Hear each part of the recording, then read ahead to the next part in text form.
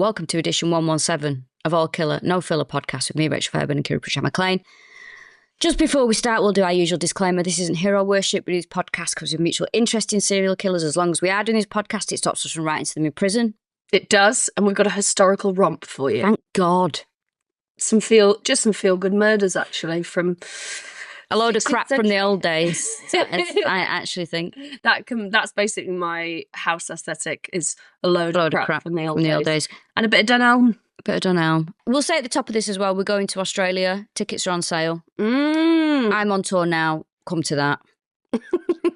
And we're both on tour individually in Australia as well. Yeah. And our shows in New Zealand are on sale. I'm so excited. So some of them are already I think Melbourne is not sold out. I don't selling out. Not. I can't. I'm all across be that. Asked. Look, listen. A show happens, people come. So I don't. You say people come, not in Christchurch. Well, there's about 5 people that live in New Zealand, isn't there? So I'm not. So come, don't come. If you want to, please come to New Zealand. Or we come, you don't turn up. Here's something that I can't cope with. So we're going to Australia. We're going to Melbourne. Yeah. Sydney. Mm-hmm. Perth. Yeah. Brisbane. Look, wherever we go in, the place that we're not going, I'm literally going across the other side of the fucking world. You get on a fucking plane. Which seriously. We have to, because Australia's so fast. Seriously, 24 hours away from my home, and you are moaning because I'm not coming to your fucking doorstep. It has to stop. It has to stop. It is not a personal insult. I would say sometimes when I don't come to where you're from, it is a personal insult. I tell you what, if you live in Buxton, you can kiss my fucking ass. Because I tell you now, Buxton Fringe, kiss my fucking hoop, mate. I've been around some of the worst gigs of people's career at that festival. It's not even that festival. It's just a place. I am twice. I've given you the goodwill, and I am never coming back. Never. Is that Agraman's gig? It was Agraman's gig, and I did another gig somewhere else. And quite frankly, the rudest people and bad vibes. So I'm like, never again will I gig in that town. Interesting. I don't, you can write in and tell me how wonderful you are and how you won Britain in Bloom and how you've got a wonderful art centre. Well, lick my asshole. Right up the fucking ring, because I ain't coming. You think I'm joking? I mean this so much. Anyway, the point is, please do come and see us if you want to. Yes. But when it's like, why are you not coming to this place? Because I literally can't. I cannot, get on a train. Come to me. I cannot be everywhere. You're only one woman. Well, exactly. You should franchise yourself, like with the boy with tape on his face in the Blue Man group. Would anyone like to audition to be one of the Rachel Fairburn franchises? No, thank you. I'd have a stab at it. I reckon I could do it. Nah, you're all right. You're all right. Also, thanks to everyone that's coming to see me on tour. I'm actually enjoying myself on this tour. It's good. She's not saying that for the camera. I said before this, I was like, how's the tour? She's like, I'm actually having a nice time. I am actually having a nice time. The only thing that is the hassle is travel. That's the only thing. But, the gigs have been really nice. Audiences in general have been okay. There's been a couple of fucking, irritants. We did cover those before the camera was rolling as well. But in general, it's been good. I've been enjoying it. Also, you're obviously saying a lot of this in jest. Yeah. Because the flip side of it is all we want to do is write a show and perform and do it to you guys.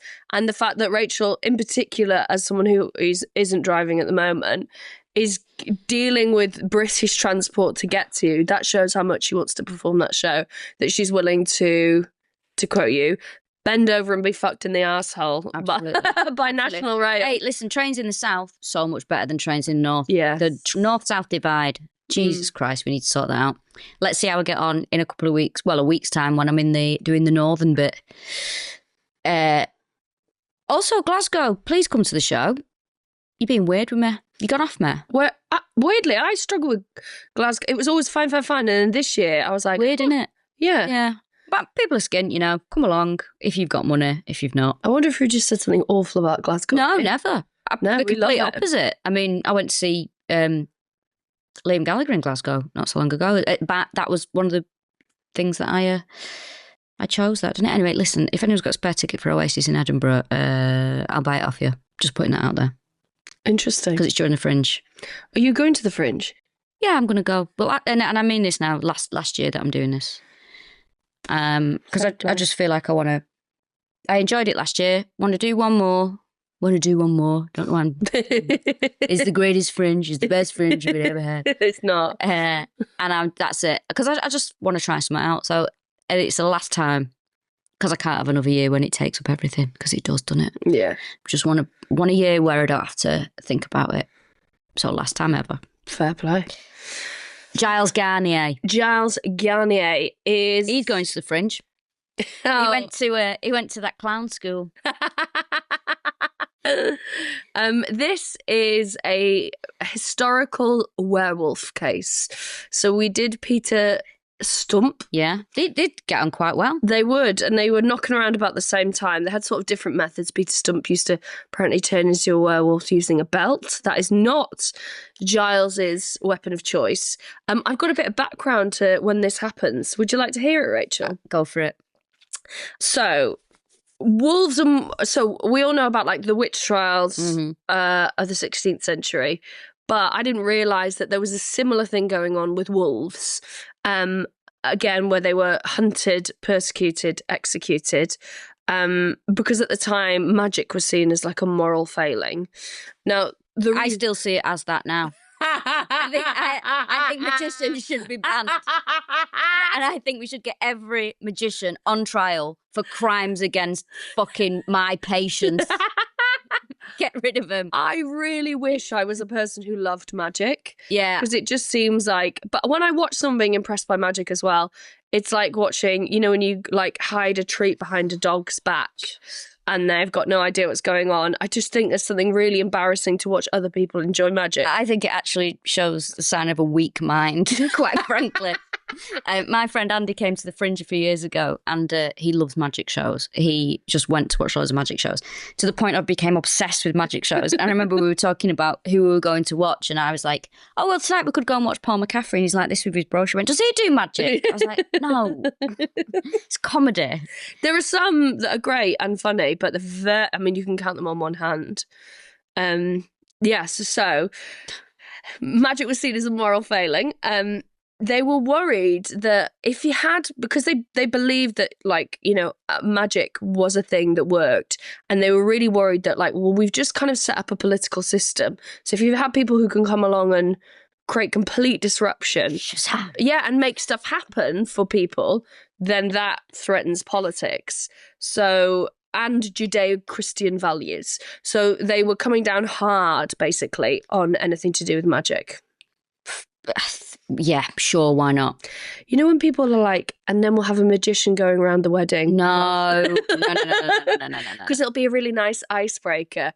When people, if you're having that conversation, get better friends. Yeah. And get also, better friends. Can you, I know this sounds really awful, but I am of an age now where I'm like, I can't take this. If I don't like something, I'm like, can you just go away?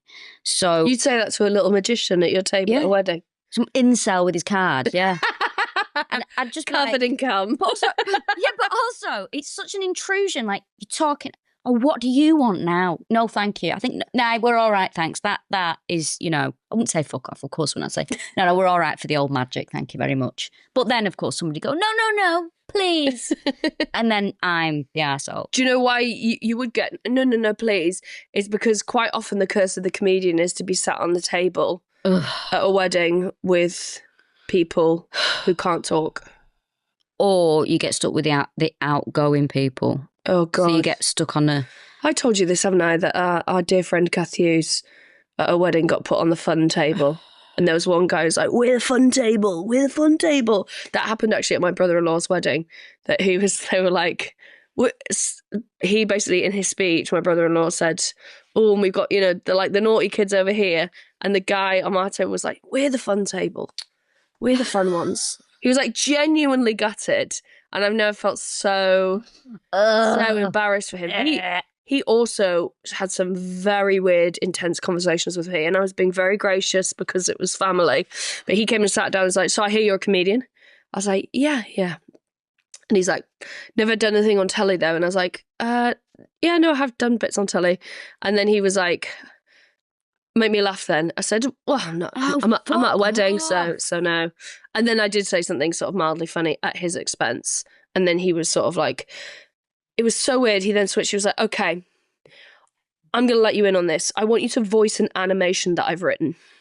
And I was like, how am I suddenly... I'm at a wedding. Yeah, do you know what? My partner makes fun of it. He's like, can you go somewhere where you don't get offered a job? I'm at a wedding. You've never been to a social occasion where I don't end up getting offered a job for something. I don't want your email. Yes. I'm not interested in your project. He's like, cartoons are good because you can translate them into different languages. I was like, that is anything. But well, yeah, you can do that with anything. Yeah, and so he was basically being like, shake on it, and we'll go in on this, and then it's done. I'm like, I think I'm actually losing the will. I can't. This man who I've never met and never will, he's sapping my energy. He's draining me. I can't. I wish people just leave people alone. Like, it's a wedding. It's not a day for you to talk about your failure, like your... It's not a day for your hopes and dreams. But these are people who are like my brother-in-law and my, what would she be? My sister-in-law, his wife, are like really, like they work in the city. They're really successful. So there's a lot of people there who are like really talented, doing well.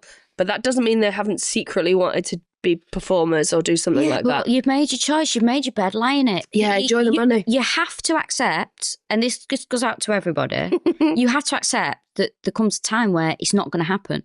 And that goes out to everybody. It's not going to happen. You're not going to be what you thought you were going to be. It's just not going to happen. What dream have you let die? Well, I haven't, to be honest. I've always felt that I'm doing the right thing at the right time. There's nothing that I'm like, oh, I wish I'd have done that. I don't feel like that. I don't feel like I'm... I always felt like when I was working in jobs that I hated, that there was something else I should be doing. But now I'm doing this, I feel quite... I'm like, well, this is what I set out to do. So I'm like, oh, I've done it now. I'm quite happy. I think if it hasn't happened for you yet, then there's still time. No. Unless you're a magician. Yeah. Well, in which case, there's never time. If you're a 35-year-old man, you're not going to play for United. You know what I mean? Well, actually, you might at the minute. You're not going to play for United. You're not going to play for City. You're not. Those things are not going to happen. Our friend Pete always got a great bit about that he's always like keeps on top of knowing what the national anthem is because he's like, really think it's going to be my year this year. And he's like, dad of 3 living in Kendal. What a great man Pete Otway is. I just imagine him there with the baby strapped to his front in the pub having a pint, thinking, I'll just check up on the words. To see if the email's dropped in. We need to talk about something after this, remind me. Oh, yeah. Can't wait. So, the French word, because this happens in France, for a werewolf was loup-garou, so Garou. I think I'm saying that right. I don't think any werewolves are going to write in with the big claws. Disgruntled. No, it's the wrong word for you, werewolf. Oh, is that French? Is that what that was? Yeah. It's French bad. Werewolf. French down a snout. And then wolf means wolf. Weer is from like a Dutch word meaning man, so man-wolf. Oh. So lycanthropes were thought to be people who they'd either been cursed or they had a spell cast on them, or at will. Why is that happening? Oh no, I hate that when you do a thumbs up and then it does a little thumbs up. I hated that. Have you never seen that before? No. Yeah, it's absolutely vile. I've got a new computer, so that's news to me. I'll be switching that setting off later. I'll tell you that for free. So yeah, they're basically either... What happens if you do that? Then I'll get jizz all over my face. A magician appears. For the people listening at home, Rachel's doing a wanker sign. A magician appears. Have you seen the British film Magicians? That's funny. That's good. There's loads of brilliant actors in it. No, it's very funny. Okay, cool. So it means that they would either turn into an oversized wolf or there would be a sort of blend, half man, half wolf. Yeah. Yeah. I like the half. No, I'd kind of like the half sort of. That'd be cool, wouldn't it? But knowing me, I'd have like the worst bits of a wolf. So I wouldn't have like the claws and the teeth, but I'd have like the vulva. Yeah. I'd have the back hair and a pair of bollocks. The bumhole. I'd have the bumhole of a wolf, yeah, and the hairy ears. I'd be like, oh, right, I guess I'm just going to have to monetize this on something. So now the first story, because werewolves are global, but they weren't always. The first story of a werewolf starts in Switzerland in the 1500s. Now, it does spread globally because in 1436, Johannes Gutenberg is the person to sort of various other people, but the printing press appears, and because of Johannes. The Gutenberg Bible. The Gutenberg Bible, baby, which means that all these... Do you know what's so interesting about this? I was thinking about, like, so werewolves spread, witches spread, obviously not to Wales, we've talked about that before. The printing press allows these things to spread. So yes, things like the Bible, but also, isn't it so interesting that the other stuff that spreads, because these are very slight, short stories. It's basically Take a Break magazine of like, oh my God, did you hear there was a really bad murder? Yeah. And it was a wolf. Yeah. And I love him and he's my man and I still write to him. Yeah. And So- also, listen, I went to an opera the other day. I enjoyed it. It was The Marriage of Figaro. I enjoyed the first half. Second half, yeah. Anyway, Look at you going to the opera. it was a free ticket, and I thought to myself, I did enjoy it, but I thought to myself, this is just a story that you'd have in Take a Break magazine. Really? It's like just like but done. So like, I mean, tickets are expensive, aren't they? So that middle class people can feel. Oh, right, yeah. Like they're engaging in culture. I saw The Marriage of Figaro.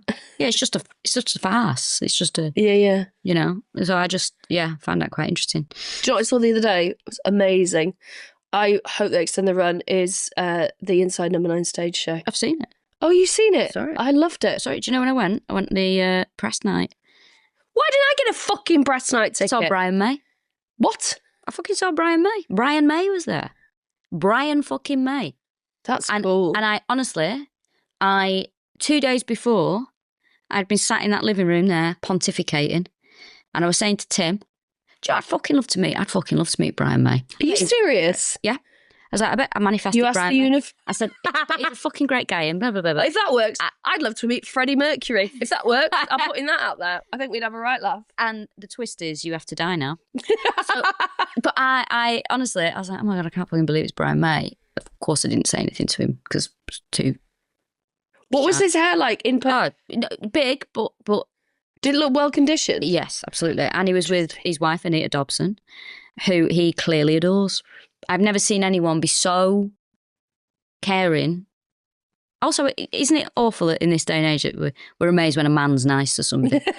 But he was... Anita and Brian. What a lovely, and lovely he was couple. just, anyway, carry on. He was sort of helping upstairs and all that kind of stuff. It was very nice. Well, I thought it was great. I Yeah, really I enjoyed it. I thought it was really fun. It's in the Wyndham. Now, there's always, if you go to West End Theatre, there's always queues in the toilets. Nightmarish. Yeah. Especially women's toilets. They nearly always have a hidden toilet stall if you're on the circle at the back, right? Oh. Nearly always. So I was like, excuse me, there are other toilets? And they were like, yes. If you go up to the back and you go out, there's like, you open the door. It's an alleyway. There's basically, you can piss in your hand and throw it out the window. You basically open the door and there's another door behind the door and there's like 3 little stalls. It's almost like a caravan one. They're tiny. So I was in there. I think someone said I enjoyed the podcast while they were there, which is very nice. So I went in. It's a very small toilet and I took a picture of it. So you know, in those toilets where you're like that far away from the wall. So I was having a wee, and then in front of me was a pair of there was a lipstick kiss on the toilet wall, on the wallpaper. And I was like, oh my God, it really sent me under. So I took a picture of it and showed my partner when it came out, and he was like, ugh, ugh. He's like, that's like licking a toilet seat. I was like, it's really disgusting to kiss the wallpaper of a toilet. That's actually gross. But I genuinely think it's so small that they've like leant forward to wipe their ass and accidentally kissed the wall. And now they're like, oh no.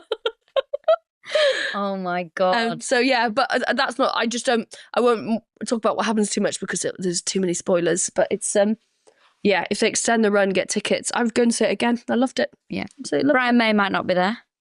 Did I see anyone? Did I see I think I saw What's His Chops as well. The actor Simon Callow. He was there. Oh, because he was. I'm sure he was in one of the Inside Number 9s.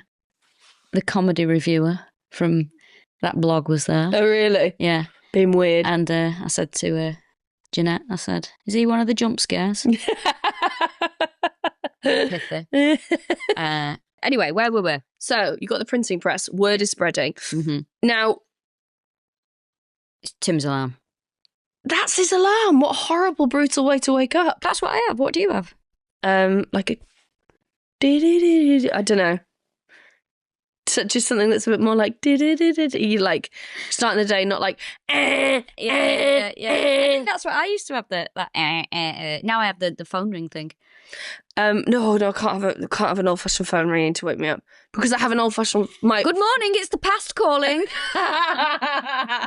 Head down to the Anderson shelter. Anyway, so what they'd have is, at the time, the violent murders were being sort of witnessed by people, and they were being blamed on werewolves. Now, you can't really... They've tried to discern from the reports what they were. They think some of them were wolves attacking children in particular. They think some of them were attacks from rabid dogs. Some of it is an explanation for serial killers. And some of it is an explanation for the fact that there's like huge amounts of poverty and there's cannibals operating at the time. They were trialed under the sort of umbrella of Maleficum. Maleficent. No, that's the Disney one. Maleficus Maleficatum. So Maleficum. I think it's Maleficent. Stop saying that, something's going to happen. I will turn into a wolf if you keep saying that. Enough now. Oh my God, I can smell your bumhole. Have you turned into a wolf? Oh, that's business as usual. But basically, it's under the umbrella of sorcery generally. So we should head to a certain region of France, the Comté region, which is where the delicious cheese is from. Oh, okay, well, we don't know when he was born, by the way. Yes. He was known as the Hermit of Saint Bonnet and the Werewolf of Dole. I think it's Bonnet, right? Whatever. Sorry. Yeah, because he's from... this all happens in Dole in France. So he's known as the Werewolf Dole, but some of them have just said Dole Werewolf, which if people who are listening from overseas in our country, if you are unemployed, you get... Historically, you got a payment called the Dole. So it just sounds like, oh, he's right.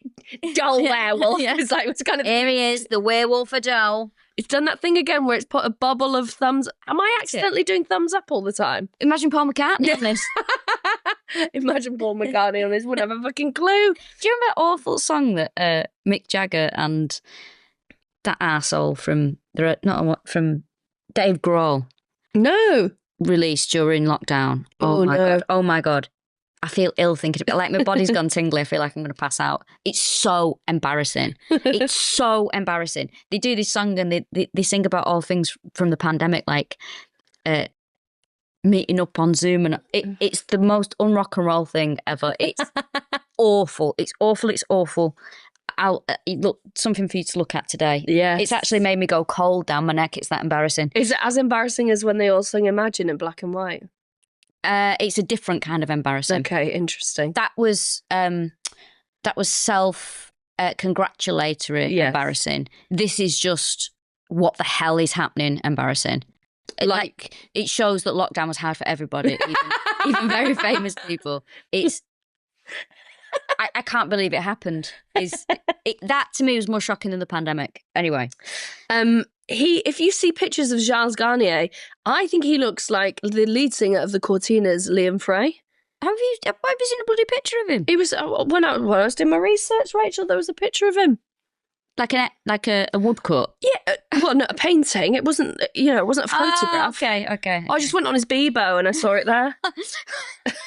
Is that when Bebo started 1500s? So it was a bit of a pain. They say he's a hermit. He's not really. Well, no, Really. he's He just reclusive. lives. Yeah, he just lives in a forest out of the way. And he's sort of like a bit like a crofter. So he lives off the land. But I imagine that was quite normal then, that you would have like a homestead and you'd be sort of self-sufficient. Of course, that's becoming very big in America again. That and drinking unpasteurized milk. So Weird, that, innit? it's so fascinating. Make yourself ill. Can't have seed You'll make oils. yourself ill. Yeah. Make yourself ill. So If you're not going to drink pasteurised milk, just drink oat milk or something then. They won't, because they've got obsessions about anything that's, I understand the kickback against processed foods, but also some processes are there to protect us. So you don't get ill. Shit yourself to death. Yeah, you've made your choice. So he lives on the outskirts of town. He rarely came into town, so hence the Hermit of Saint Bonnet. Now, he gets married. It was a bit of a pain in the ass, though, I must say. He did get done for trespassing quite a bit. He's a nuisance, basically, I think. I think he's one of those people that nobody sees, and then when they see him, they're like, oh, get off me land, go on, sod off, you bloody hermit. He's a bit of a pain in the ass. Well, I imagine there's lots of trespassing and poaching going on. Like, I think, just, they won't have had a lot of land. There'll be some, like, people with 1,000-acre estates that I'm sure there's a lot of this was going on. So when he gets married, he actually starts to really struggle because... Apolline, that's his wife's name. Apolline, I didn't find it. I couldn't find it anywhere. There's an extra mouth to feed, so... And they have kids as well, apparently. Yes. Sounds smelly, doesn't it? Everyone will absolutely fucking reek in this story. Now, about 1570, in the area of Dole, lots of werewolf sightings start to appear, as in particular in the woods around town, bearing in mind that is the kind of area that Giles lives in on the outskirts. And then there is a spate of children going missing. They're sort of between the ages of 9 and 12. Yes. And some bodies were turning up. Yes. They had been eviscerated, mutilated. They'd been sort of torn apart. I mean, with that stuff, it is hard to know, bearing in mind what wild animals would have been in this area at the time. Hogs, boars.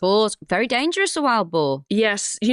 One of my holy grails of taxidermy I still want is I'd love a boar's head. Do you know, I did see one not so long ago somewhere. Where was I? It might have been in Norfolk or something. It's like 600 quid. I can't know where to put it at the minute. I saw one in McCunliffe years ago, and it was about 200. Doing a show?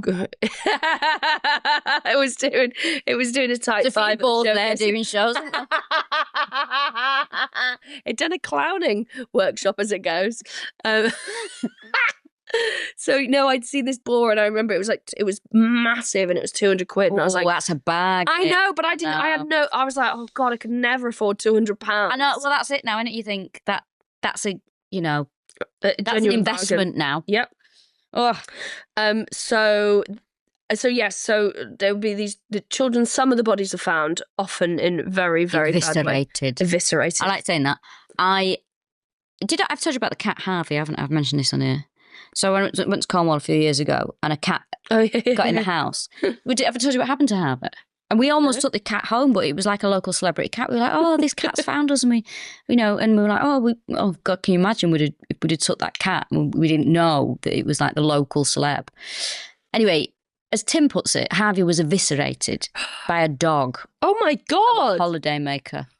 Oh, bad vibes. Yeah, very upsetting. That's horrible. Very upsetting. Who takes a dog on holiday that is likely to kill cats? Just very, very upsetting, that. Poor old Harvey. As Tim puts it, was eviscerated. I'm like, can you not say that, please?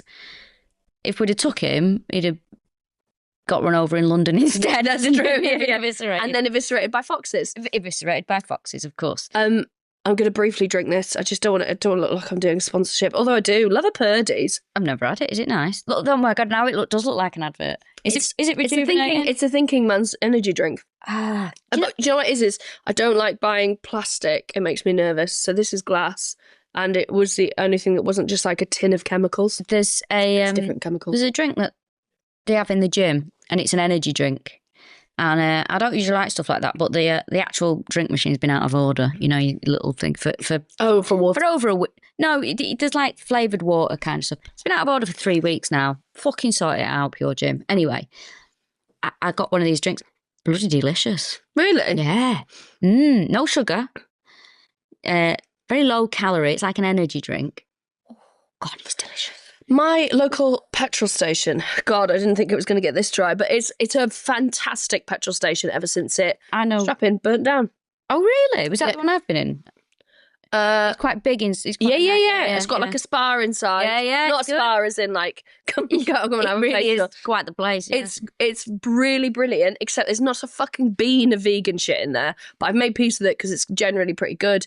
They do a magnum of Prosecco, off and on offer for I remember that. I got that. Yeah, I remember that. Yeah. Delicious Prosecco. Yeah. Vegan as well. I tell you what, my fucking, more than not having any vegan food, I don't want to see, when you've only got 2 fridges of drinks, I don't want one of them to be absolutely chock to the bollocks full of Monster. Yeah. How much energy do the men in the area need? know. Bearing in mind there's no fucking employment. I don't know why they need to be so het up all the time. Monster is, it makes me feel a bit ill when I see people drinking that. I mean, all right, yeah, I had an energy drink in the gym, but I don't know. You're in the gym. I just think it's very bad for people. Who am I to tell someone what to drink and that? But it's just when no sugar, fine, but when it's all full of sugar and all that shit. Oh, it's just shite as well. It's just crap. It's just not good for you. And there's so many... What, your bloody insides, that? But it just does feel like that. I remember a guy selling me windows whilst drinking a can of Monster, sat on a footstool in my house. I was like, what do you need the energy for? I was like, the energy drink. And he went, yeah, I used to drink 60 of these a day and the doctor told me I had to stop, so... How many? 60. Oh, fuck off. How much are you spending on that? They're about £4 a pop. Maybe he was going Costco. Anyway... So, these children going missing and turning up eviscerated. It culminates in a 10-year-old girl who goes missing, is found. She's been strangled and mutilated, and there are not just mutilated, kind of pieces of her are missing.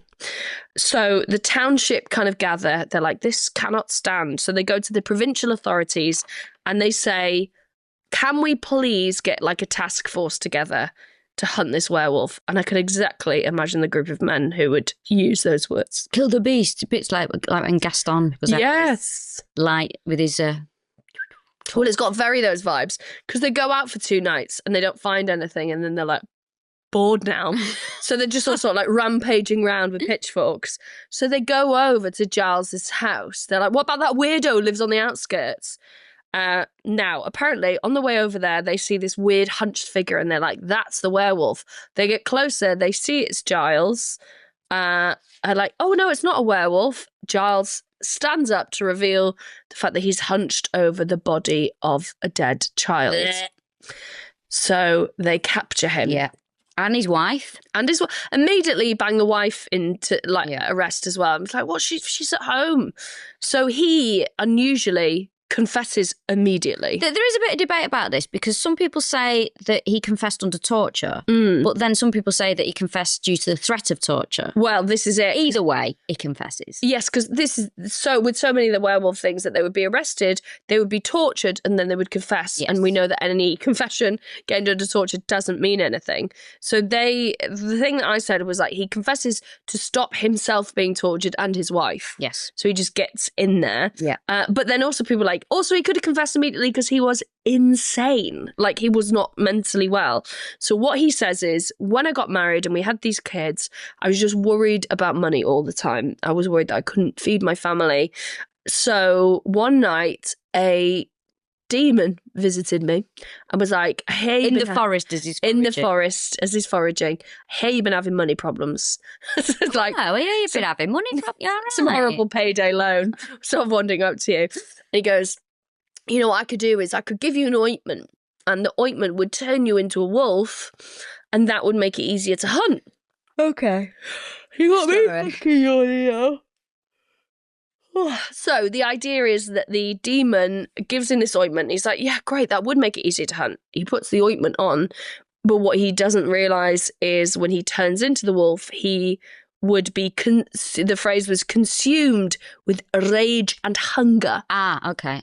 Which describes me about 2 days before I start my period. But I was consumed. I was just thinking, yeah, he's hunting. He's not hunting. Mind you, I suppose it's easier to hunt a kid than an animal, isn't it? Yeah. If you're going to... Yeah, I think it would be much easier to hunt a child than an animal. Yeah. Yeah, there you go. Because they'll be like, because children are like, they're tame animals, right? The Galapagos ones that wander up to you. Yeah, very tame. So tame. Yeah. They're so tame. Like the quokkas on that island in Australia. Quokkas? Yeah. What are they? Have you ever seen them? No. Maybe we can go and go to Australia. They're just dead cute. Like, what is it though? Bird? It's like a big rodent. They're so cute. Yeah, I'm not sure it's for me. Oh my God, you'd love a big rat called a quokka. Let me show you. Go on, you tell them about that quokka. So he confesses to killing 2 boys and 2 girls. He said, "Oh my God, that is quite cute, isn't it?"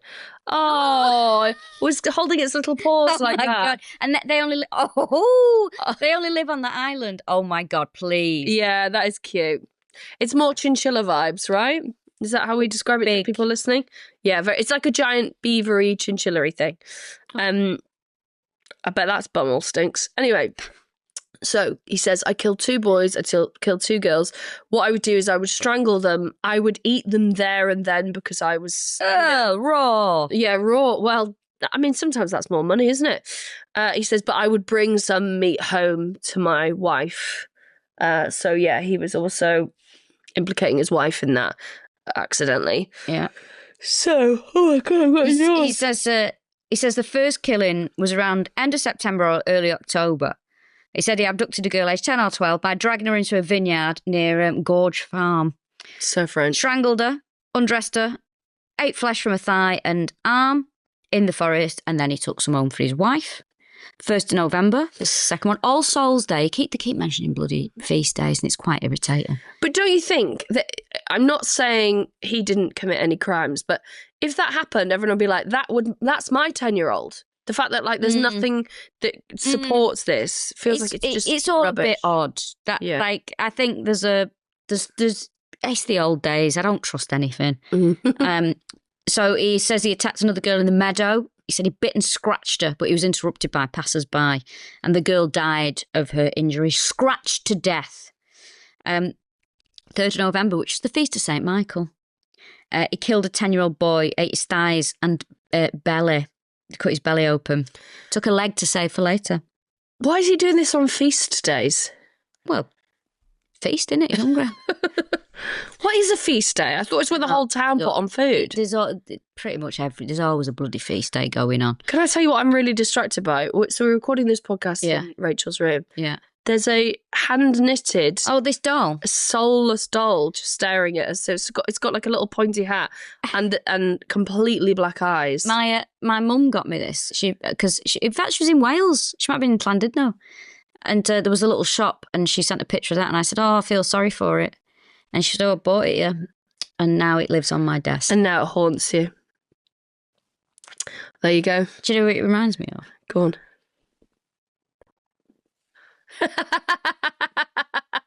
Oh my God, yeah, it does look loads like them. I'm surprised you feel sorry for it. For the people, somewhere she'll be waking up going... For the people listening, Rachel just pretended to strangle the adorable knitted doll. Yeah, I thought feast days were when they put on food for the community and everyone would come together. Look, there's always a bloody feast day. But also, if that is a big thing like that, then if you are that way inclined to cause damage, it's probably in the chaos a very easy time to snatch someone. Yes. There you go. There you go. Bit of a hot tip for you, though. He said he strangled another boy, but again he was disturbed and he didn't get any scram that day. The Friday before the feast, the end of the feast of Saint Bartholomew. Yeah, you're just making these up. 24th of August. A boy aged 12 or 13 was found torn in half with bites and his belly torn open. Ugh, bet that stinks. Yeah, that is horrible. 6th, November the 5th or 8th. All right, bonfire night or not. Yeah. So, do you see now? They're making there's the Guy Fawkes the gunpowder plot experience. It's near the Tower of London. That is it's not like, well, it's fucking mad. I went to Westminster yesterday. Yes. And I tell you what, lovely gift shop. I mean, great building. It's genuinely like, we'll come back here and do a tour. Yeah. This is fantastic. a lovely bit of camp revelry in the gift shop. Some stuff that I'm like, who's buying that? But I think it might be international visitors. I nearly got you something. And I just couldn't, there was some very fun House of Commons and House of Lords socks. So they were red with the portcullis on them, but they were only men's sizes. And I was like, you've got such little feet. I thought it would, wouldn't be any good. So there was sort of, suffragette stuff there. And there was loads of like branded House of Commons, House of Lords stuff. And then there's a gunpowder pot bit. So there's like a book to explain what happened with the kids. And then they've got fiery ginger liqueur. They've got a mustard pot. They've got chili something. So all just like hot stuff. But then I was like, obviously that's distasteful. I mean, it is a bit bizarre. I find it very bizarre. A bit funny. But then also I was like, I took a picture to show my partner. I was like, fair fucks for the hustle. But then loads of people kept coming in and be like, oh my God, can you believe they're allowed to get away? I was like, oh no, I'm one of those people who's like. I think it's really weird. I just think it's odd. Look, the gunpowder plot, Guy Fawkes and his cronies decide to blow up Parliament. That's the vibe. He's a Catholic. We do things like that. I don't know. I find it dead weird. It's weird. It's weird that we still like do bonfire night. And I love bonfire. Guy Fawkes. You like bonfire night, don't you? Listen, I love. Yeah, understand fireworks are a complicated sort of point in many ways. But why? Because they're really bad for the environment and they freak people's dogs out, and any fucker can buy them, so they go off on the street. So that's what I meant by that. But I love.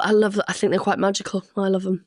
Yeah, I mean, come on. Can we just have something in life that is unregulated, dangerous to animals, and bloody fun? Can we just have a blight on the planet? Can we just have something for us, please? Please. I've never bought fireworks. I bought sparklers. My partner knows I love fireworks, and he spent a lot. He bought a load for my birthday, and then we've still got some of them. But he and his friend were setting them off, and when you're like, this is so fun until you see someone deeply untrained running around a field. I'm a bit frightened. I'm a bit frightened of them, to be honest. Lighter? Do you want one of these ones? Bloody owl! Look, what else have I got on my desk? An owl full of lighters. Is that from your days as a smoker?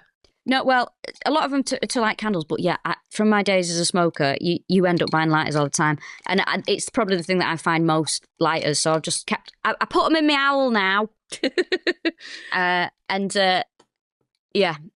think it's every time I put on an old coat, I'm like, cigs lighter. Can I just tell you as well, very quickly, when I was, did I mention it at the Houses of Parliament yesterday? I went into the cafe to burn some time. They wanted £6.90 for a sandwich. I was like, I thought the fucking food was subsidised here, but not for us muggles. I've been in. I've paid for this already. I wanted to shoplift. I was like, I've paid for this. It's terrible. My friend James works at Parliament. Can you get me a tour? I really want to go around it. Probably can. He took me around. I saw now deceased gangster Dave Courtney and in the crypt or wherever else. Yeah, James will probably take you around. I'll ask him. Yeah, I genuinely love that. It's really good. But I went in the bar that they have there that is subsidised. But there's loads of bars. Yeah. Everyone's fucking drunk at work. Listen, I'll say this now, and I'm not judging anybody in any way, shape or form, because I do like a drink.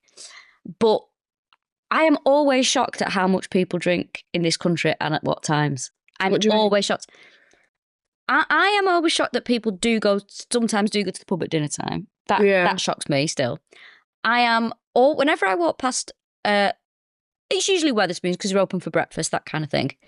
Whenever I walk past Wetherspoons in the morning, I see someone with a pint, I'm always absolutely shocked. Makes me feel ill. But then I am I know there's problems with Wetherspoons and the guy who runs it is an asshole. But it's also warm and it's affordable. Oh my God, look. I think Wetherspoons does more for the elderly and lonely in this country than the fucking government. Think about it. Someone was saying they saw clearly an alcoholic guy going into Wetherspoons and he had the shakes and he gets a pint. I'm like, yeah, but it might be 8 a.m, but at least he's gone into somewhere where it's warm. He can get something to eat. Yeah, he's having a pint. Also, but he's not sitting at home. Is he? He's so I think it's people like to poo-poo the old spoons. Big fan. Look, there's issues, but I'm a big fan. Love the food. They were quick on the vegan bandwagon. I, out of choice, don't go there. Yeah. Because I think he's an asshole and I don't want to have my an money. arsehole, But I do think that they provide it. Also, there'll be so many amazing cinemas that would that would have knocked down. And think about it, elderly people, you can go in there, they can get a cup of tea that they can refill all day. Yeah. Ham, egg and chips. You know, and a pudding if you want. Have a pudding. Treat yourself, Arthur. Treat yourself, mate. Come on. So I am always sort of a bit. The amount of times I walk past a pub and go, and have a look at me watch. Is that really judging? Because I can't, like, as much as I like a drink, I couldn't. I can't even do it. You know, when people are on holiday and they're having a pint at like 11 a.m. It makes me feel ill. Anyway, wait, did I finish my story about? Oh yeah. Oh, gunpowder plot. No, I was just saying how fucking expensive the sandwiches were. That is just bloody ridiculous, quite frankly. A vegan BLT. £6 something it was. Absolutely ridiculous. But then they were like, suddenly then they're like, oh, there's a meal deal where you can have a drink, a bag of crisps, a sandwich and a piece of fruit for $7.90. We're like, well, suddenly that feels like a bargain. Even though I'm like, go fuck yourselves. Meal deals should be between £3 and £5 and no more. I agree. And do you know what? Sometimes I don't want the crisps. I don't want bloody. It also, do you know what gives me the ick a bit when people say piece of fruit? Really? I don't know why. Don't like it. I don't know what it is. I just a piece of fruit. I just hate it. I don't like it. But meal deals, I don't. Here's another thing with your meal deal or crisps. I don't want your fucking kettle chips. I don't want your bloody. You want Walkers? I want a packet of Walker's crisps. And do you know what? I want a normal size. I don't want a fucking grab bag. Well, you and I are on different. You go to have a meal deal to have the food that you want. I go to have a meal deal to stick it to the man. I would want, in an ideal world, if I wasn't vegan, I'd be like, give me a prawn triple. I know you're not making any money on that. Then I want some kind of exciting crisp with a rare ingredient in it that I know is costly. If you got fucking a bag of saffron, I'd take that. It's not going to do me any good. I'm not going to eat it. But like, I don't want you to have it. Pellegrino. I'm going for a San Pel, or I'm going for something like a refreshing Purdy's energy drink. Honestly, something like that. I can't. And I'll tell you where I ain't eating from, and I'll tell you now. And I've always Boots. I'm not having a sandwich from a fucking chemist. Boots historically has the best meal deal. I'm not doing it. I'm not eating a sandwich from Boots. Well, you're an idiot. Why would anyone? I don't want a sandwich from Boots. I don't want my tablets from Pret-a-Manger. You don't want to go somewhere where you can get a meal deal, a pair of tights, and the morning after pill. Absolutely not. Mad, mate. I think it's absolutely disgusting. That's the real meal deal. And I tell you what, W.H. Smith have no right or business to be selling sandwiches either. They shouldn't be selling anything. No, they shouldn't. Let them go. That is a horse that needs a bullet in its head. Oh my God, let it go. Speaking of bullet in its head. Which? So, Giles Garnier goes on trial. He is tried for 2 crimes. 1 for witchcraft, because he uses an ointment to turn into the werewolf. And 2 for lycanthropy, which is willingly... Moisturising a crime now, is it? Willingly turning into a wolf, because he does it once and then he keeps doing it again. Okay. So he is tried. He is found guilty of both the crimes based on his confession, which we will never know if that was coerced or not. Or if it happened. Did any of this happen? I don't know. I think so. I think so. Yeah, I think so. More than 50 witnesses, though, said that they'd seen him attacking and killing children in fields and eating them. No, they fucking didn't. Yeah, I saw that. Yeah, I saw it as well. Why didn't they say anything beforehand? Because they were scared, because he was a wolf. Bullshit. What if he came for them? But they wouldn't. It wouldn't trace back to that. They're just. No, you know what? Everyone just wanted an excuse to be in there, be in the trial. It's like all those people that said they saw the Sex Pistols at the Free Trade Hall. I was there. I was there. Except Mick Hucknall, who was actually there. Oh, was Mick actually? See, listen, the much maligned singer Mick Hucknall. People don't like him because he's got ginger hair. Ian Curtis was there. Mick Hucknall, and I think like Johnny Marr. Oh yeah, Peter Hook. A few people said they were. There was about 12 people there. Anyway, what was I saying? You were saying you were defending Mick Hucknall, our Lord and Saviour. Yeah. Like, so maligned as a person because he's ginger and not good looking. But didn't loads of women fancy him? Oh yeah, women. Look, he had a bit of. He had that injury. He was very tall, you know. Really? No. He's really tall. Very tall. Now, he has got one of the best voices, I think. Okay. His voice is incredible. Such a good singer. It's not for me. Oh, But amazing. he was in that really interesting phase. It was sort of a 4-year span. He's from Denton. And he sings fair like play. that. Yeah, amazing. But he was in that interesting tiny window where to be a very sexy man, you needed 2 things, and that was some quite tight black leather trousers, usually with a boot cut, and a really voluminous white shirt. See also Michael Flatley. Oh, God, yeah. Michael Flatley, Mick Hucknall. Ricky Martin was flirting with it back then. And there was someone else who used to be in that sort of like tight leather thing, big blues on kind of. You basically look like a pirate. Do you know the only one who actually did carry that off? Michael Hutchins from In Excess. Yes. Well, I think maybe that's. Who, weirdly, reminds me of Tom Lawrenson. Yes. That, the hair sort of, that.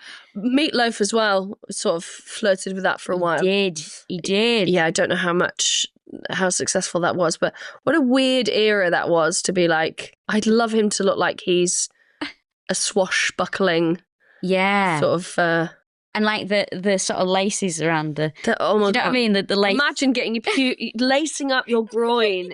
There's no dignity to that, going through a wee and then lacing that crisscross sort of medieval style corseting your penis away. got a medieval style pouch in it. Anyway, wow. So he was tried, and they basically used his confession as the evidence. He was found guilty, and he was burned at the stake. January 18th, 1574. Oh, bet they all gathered. Oh, I've got 1573. Oh, what's a year? When you're being burned to death? Imagine. January 18th.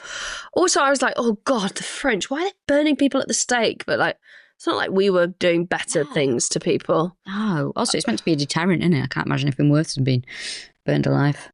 I tell you what, if I was around in those days, I'd have gone, hey, that's a fair burn, that. Not bad. I think you'd be crying. I think you'd be catatonic. I don't think you'd be throwing out puns, but... Oh, I'd have been burned as a witch. I don't know what I'm talking about. I'd have been gone. I can imagine you on a ducking stool be like, kiss my fucking asshole. I will never give in. Listen, did you know this? That it was claimed by the early 17th century that the surnames Garnier or Grenier were very common among those accused of being werewolves. Interesting. Laboratoires Garnier. I wonder why.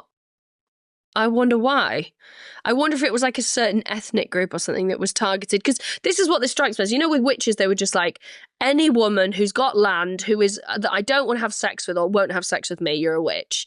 And werewolves, I wonder if it was... now, innit? Nothing changes. Yeah, but they go on forums. That's the difference. And I wonder if with this, it was like any man who was like, had, mental illness, was neurodiverse, or just was like doing his own thing. I think it's probably regional. Do you think? Well, I think this probably happened in certain regions, right, and I bet those surnames are more prevalent in those regions. I'm glad we've worked or maybe through they're just werewolves. Have you ever thought about that? Maybe, what is it? Occam's razor. Maybe the most simple explanation is actually the truth. They were actually werewolves. I wouldn't say the most simple explanation is they are that family is werewolves. They're werewolves, aren't they? That's what it is. Done. Another case solved. Another mystery solved. Oh, look, I've got a sticker from a piece of fruit. Piece of fruit. Why don't you not like? I just don't like it. I just think it's unnecessary. Just say an apple or a banana. It's like a piece of fruit. But when it's a selection of things, well, you can see fruit 50p. There you go. Piece of fruit. You're making it. I don't like it. Well, this has been, believe it or not, a true crime podcast. Yeah. This has been episode 117 of All Killa, No Filla. Thanks so much for listening. Thanks. I'm on tour. RachelFairburn.com. Tickets there. I'm going to Australia, as is All Killa, as is and me. Rachel. We're going to Australia. And we're going to New Zealand as well. Anything else? No. That's it. Thank you. Bye.